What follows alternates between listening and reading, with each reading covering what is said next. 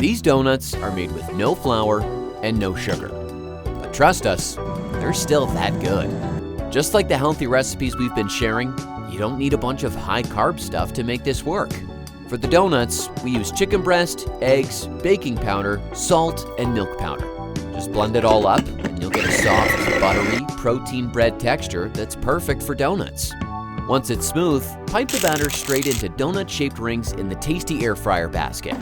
Air fry at 380 degrees Fahrenheit for about 10 minutes, and they come out golden brown like this. For the cream glaze, just mix softened cream cheese, honey, and a little milk until smooth.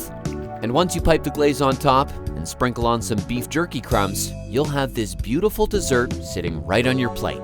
Now go ahead and enjoy it with zero guilt. Want more high-protein carnivore recipes like this? Check out the link in bio.